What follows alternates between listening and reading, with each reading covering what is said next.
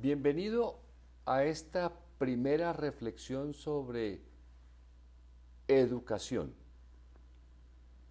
Ya hice la introducción sobre por qué me dedicaré a este tema o presentándolo como una nueva serie de reflexiones. Considerando, como dije en la introducción, que es un patrón de la humanidad y que he tomado como referencia el nacimiento o la revolución de la agricultura hace unos 10.000 o 12.000 años. Como es un patrón que ha tenido una consistente aparición en todas las sociedades, la educación, en estas reflexiones voy a incluir de una manera muy insistente y voy a poner mucho énfasis en los obstáculos que ha tenido esa gran virtud humana que es la educación y que por esos obstáculos se ha desviado y dejó de tener el brillo, la importancia que en mi concepto y por estas reflexiones creo que pudo haber tenido.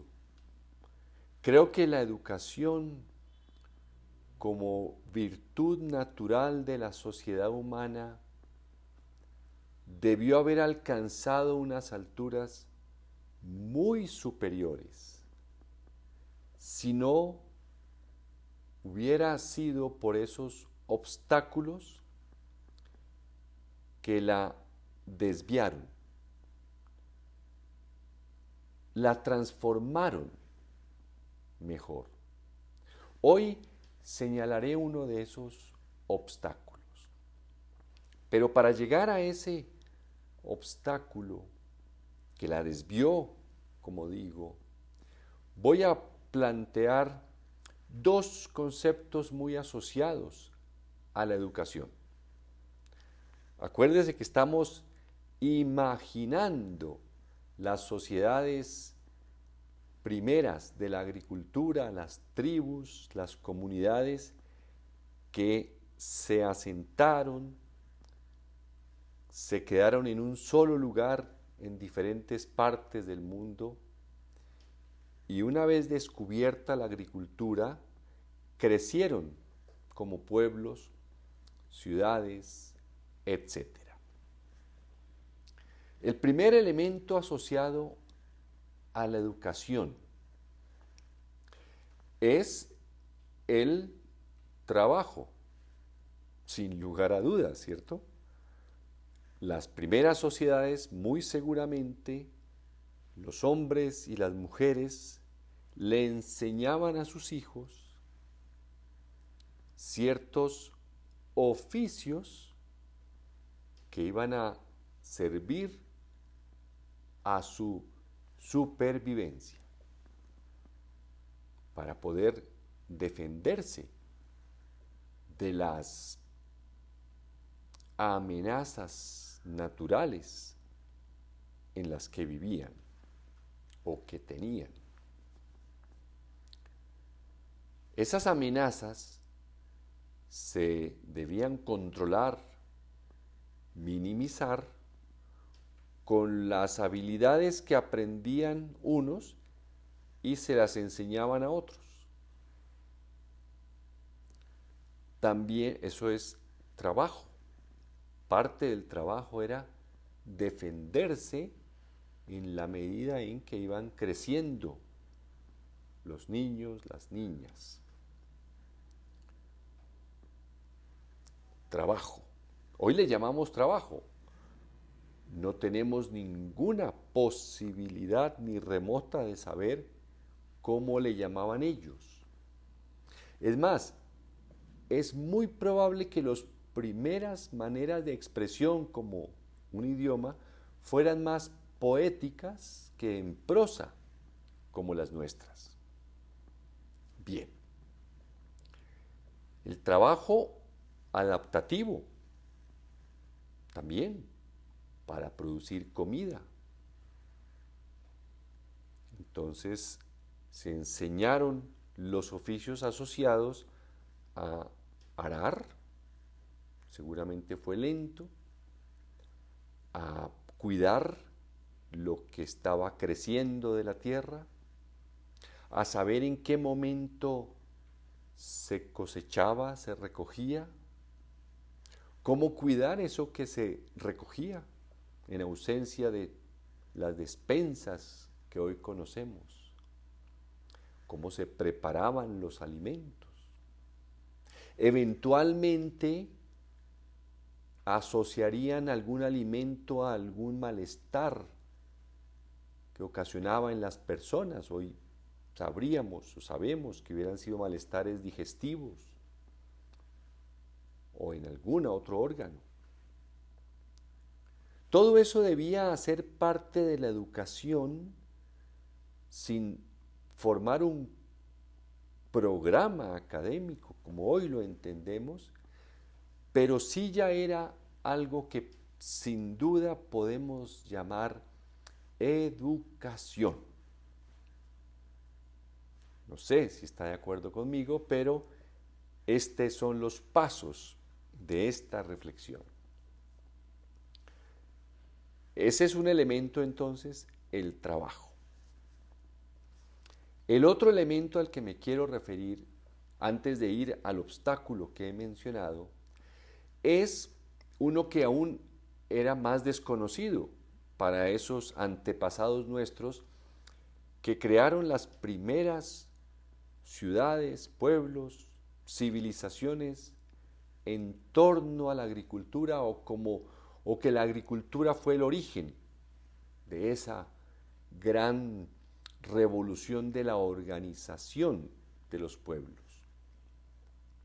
Digo desconocida porque todas las referencias que tenemos, pues es completamente claro que no conocían el cuerpo humano por dentro. Es comprensible. Era más importante defenderse y comer y vestirse y dormir bajo un techo que conocer características del cuerpo humano. El elemento al que me refiero es que ese conocimiento, y es muy importante para el futuro de esta serie de reflexiones, el elemento o el órgano sobre el cual estaban enseñando los mayores a los jóvenes esas habilidades es el cerebro. El cerebro ya venía con una evolución fascinante, única sobre la Tierra, de cambios llevados a cabo y realizados durante millones de años,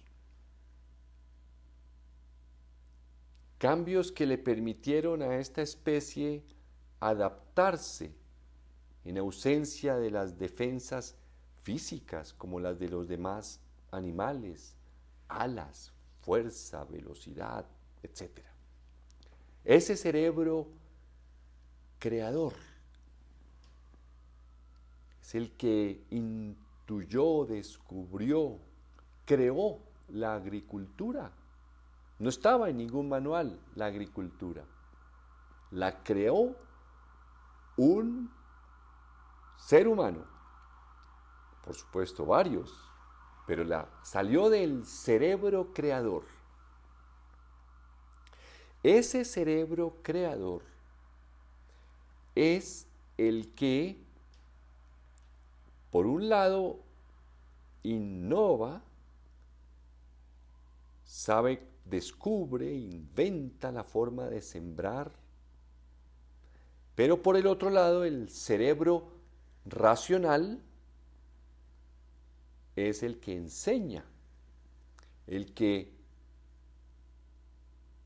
elabora el listado de pasos para sembrar, El uno descubre, inventa, y el otro cerebro, el hemisferio racional, es el que elabora la lista para transmitírsela a los demás.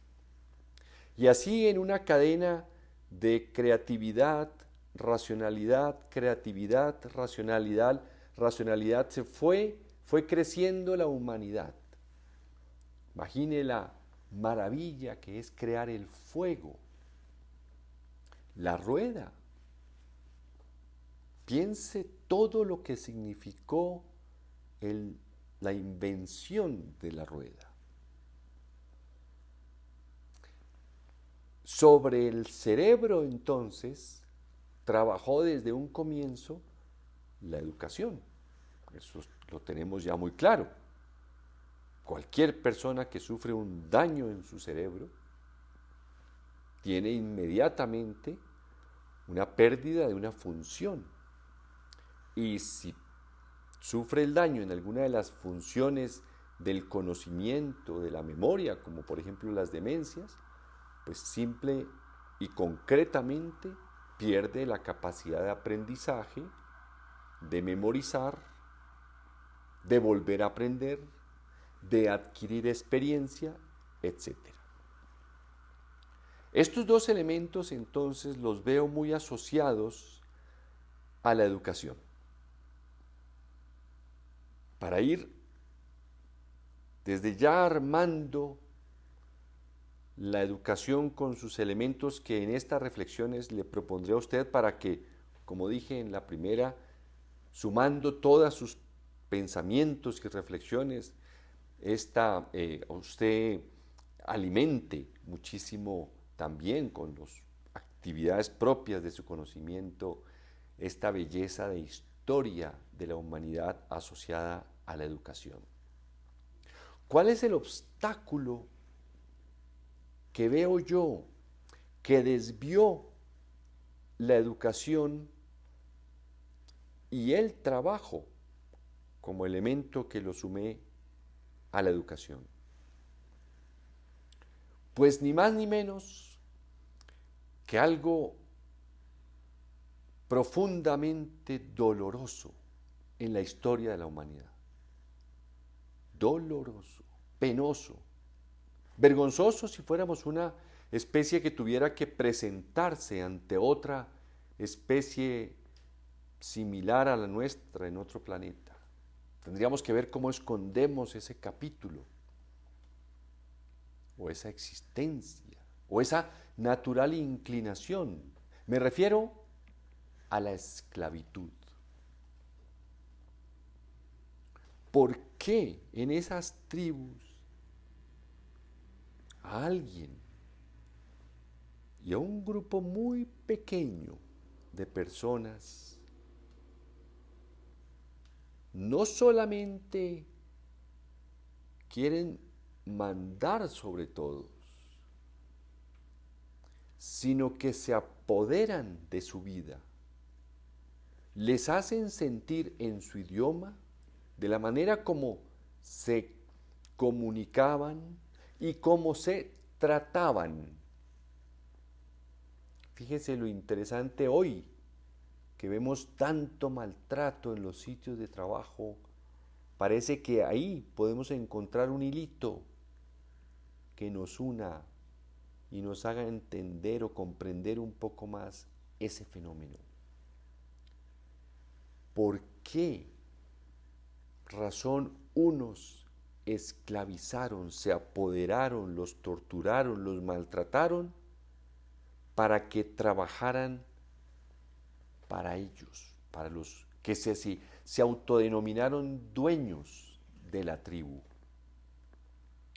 Ahí se desvió la educación y se convirtió en algo muy, muy asociado a la esclavitud, que formalmente desapareció hace apenas siglo y medio, hacia mediados del siglo XIX, pero que hoy, llegaré a esa reflexión, tiene sus manifestaciones muy llamativas en el maltrato en el trabajo. Muchísimas gracias.